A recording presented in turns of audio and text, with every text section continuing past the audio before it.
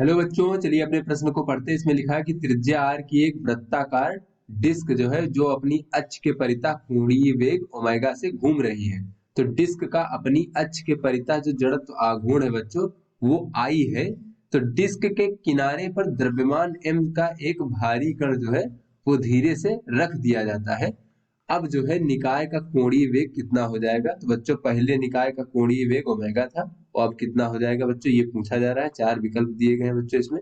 तो चलिए सबसे पहले अपने प्रश्न की मूल अवधारणा देख लेते हैं बच्चों इस प्रकार से मान लीजिए हमारा कोई अक्ष है बच्चों, इस प्रकार से, और इस अक्ष के परितः कोई निकाय वो कोणीय गति कर रहा है बच्चों। तो या फिर क्या कह ले, घूर्णन गति कर रहा है बच्चों। तो इस निकाय पे मान लीजिए बच्चों तीन कण है बच्चों इस निकाय में, और तीनों का द्रव्यमान बच्चों m1 m2 और m3 है। और बच्चों अगर तीनों का हम देखें कि घूर्णन अक्ष से दूरी कितनी है बच्चों, तो ये हम r1 और बच्चों ये r2, और इसी प्रकार से बच्चों इसकी हम r3 मान लेते हैं घूर्णन अक्ष से दूरी बच्चों। तो अगर हम इस निकाय के जड़त्व आघूर्ण के बारे में देखें बच्चों, तो इस निकाय का जड़त्व आघूर्ण कितना हो जाएगा इस घूर्णन अक्ष के परितः। तो बच्चों जड़त्व आघूर्ण I से प्रदर्शित करते हैं। ये होता है बच्चों कि निकाय के जितने भी कण हैं उन सभी कण का द्रव्यमान तथा उनकी जो दूरी है घूर्णन अक्ष से दूरी के वर्ग के साथ गुणा कर दे बच्चों। इसलिए इस प्रकार बच्चों सभी कणों का जो निकलेगा उसको हम जोड़ दें। तो बच्चों अगर हम पहले कण के लिए जड़त्व आघूर्ण देखें तो m1 और r1 का वर्ग, फिर बच्चों इसी प्रकार से दूसरे कण के लिए m2 और r2 का वर्ग, फिर m3 और r3 का वर्ग। बच्चों इस प्रकार से हम निकाय का संपूर्ण जड़त्व आघूर्ण ज्ञात कर सकते हैं। उसके बाद बच्चों देखें, अगर कोई हमारा पिंड वो घूर्णन गति कर रहा है बच्चों, और उस पर कोई बल आघूर्ण नहीं लग रहा है, तो ऐसे में बच्चों कोणीय संवेग का मान वो नियत रहता है, वो परिवर्तित नहीं होता है बच्चों। तो यहाँ पे कोणीय संवेग देख लेते हैं क्या होता है बच्चों। तो कोणीय संवेग को J से प्रदर्शित करते हैं, और इसका मान होता है बच्चों I गुणे ओमेगा। तो I बच्चों हमारा जड़त्व आघूर्ण होता है, ओमेगा वो कोणीय वेग रहता है। तो बच्चों जब कोई बल आघूर्ण नहीं लग रहा होता है तो कोणीय संवेग का मान नियत रहता है, वो परिवर्तित नहीं होता है। तो चलिए बच्चों अपने प्रश्न को हल करते हैं। तो बच्चों जैसा कि इस प्रश्न में कहा जा रहा है कि एक हमारा वृत्ताकार डिस्क है जिसकी त्रिज्या r है, और वो अपनी अक्ष के परितः कोणीय वेग ओमेगा से घूम रहा है। तो बच्चों मान लीजिए ये हमारा वृत्ताकार डिस्क है बच्चों, और ये अपनी अक्ष के परितः कोणीय वेग ओमेगा से इस प्रकार से बच्चों घूम रहा है। ये इसका केंद्र मान ले बच्चों, और इसकी त्रिज्या का मान r दिया गया है। तो ऐसे में बच्चों इसका जो जड़त्व आघूर्ण है वो I हमें यहाँ पर दिया गया है। तो कहा जा रहा है बच्चों कि इसके किनारे पर बच्चों कोई m द्रव्यमान का भारी कण रख दिया जाता है, तब इसका कोणीय वेग वो कितना हो जाएगा, ये हमसे पूछा जा रहा है बच्चों।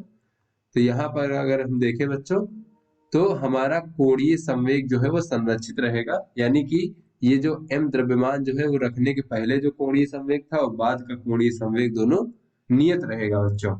तो यहाँ पर अगर हम देखें तो m द्रव्यमान का भारी कण रखने के पूर्व कोणीय संवेग देख लेते हैं कितना है बच्चों। रखने के पूर्व कोणीय संवेग कितना था बच्चों इसको हम पूर्व पहले का जो कोणीय संवेग इसको हम J1 मान लेते हैं। ये हो जाएगा बच्चों हमारा जड़त्व आघूर्ण। बच्चों पहले कितना जड़त्व आघूर्ण था बच्चों, पहले केवल हमारा डिस्क था तो उसकी अपनी अक्ष के परितः जड़त्व आघूर्ण I है बच्चों। तो बच्चों यहाँ पे जड़त्व आघूर्ण I हो जाएगा बच्चों, और पहले इसका कोणीय वेग कितना था, ओमेगा था। उसके बाद बच्चों m द्रव्यमान का भारी कण रखने के बाद देख लेते हैं बच्चों क्या होगा। कण रखने के बाद, बच्चों रखने के बाद अगर हम जड़त्व आघूर्ण देखें कितना हो जाएगा, तो बच्चों जड़त्व आघूर्ण बराबर हो जाएगा बच्चों। तो बच्चों ये जो डिस्क तो अभी भी है, तो डिस्क का जड़त्व आघूर्ण हो जाएगा, और इसमें जुड़ जाएगा बच्चों कण का जड़त्व आघूर्ण। तो बच्चों ये जो m द्रव्यमान का भारी कण इसका जड़त्व आघूर्ण कितना हो जाएगा। तो बच्चों में पता है कि जड़त्व आघूर्ण होता है द्रव्यमान और गुणे बच्चों इसकी घूर्णन अक्ष से दूरी का वर्ग। तो बच्चों ये डिस्क के किनारे पर रखा जाता है, तो इसकी घूर्णन अक्ष से दूरी होगी वो त्रिज्या के बराबर होगी, डिस्क की त्रिज्या के बराबर। तो बच्चों डिस्क की त्रिज्या r है, तो ये r का वर्ग इस प्रकार से बच्चों हमारा जड़त्व आघूर्ण हो जाएगा m द्रव्यमान का भारी कण रखने के बाद। तो बच्चों अब हम इसके बाद बच्चों कोणीय संवेग देखें तो J2 मान लेते हैं बच्चों। तो J2 बराबर हो जाएगा जड़त्व आघूर्ण। तो जड़त्व आघूर्ण का मान बच्चों अब ये हो गया है हमारा, तो ये हो जाएगा I धन mr का वर्ग। उसके बाद बच्चों अब जो है कोणीय वेग यहाँ पे बच्चों बाद में मान लेते हैं ये हमारा ओमेगा 2। इस प्रकार से हो गया है बच्चों बाद का कोणीय वेग, और यही बच्चों हमें ज्ञात करना है।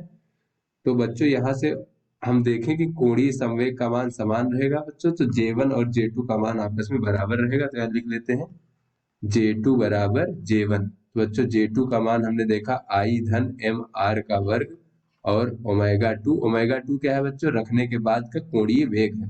और J1 का मान क्या था बच्चों, J1 का मान था हमारा I ओमेगा। तो यहाँ से बच्चों अगर हम ओमेगा 2 का मान देखें तो ये हो जाएगा I ओमेगा भागे I धन mr का वर्ग। तो इस प्रकार से बच्चों ये हमारा कण रखने के बाद का कोणीय वेग हो जाएगा। चलिए बच्चों अपने विकल्पों को देखते हैं। तो बच्चों ये जो हमारा डी विकल्प है I ओमेगा भागे I धन mr का वर्ग, ये हमारा सही विकल्प है। तो आशा करते हैं आपको समझ में आ गया होगा। धन्यवाद।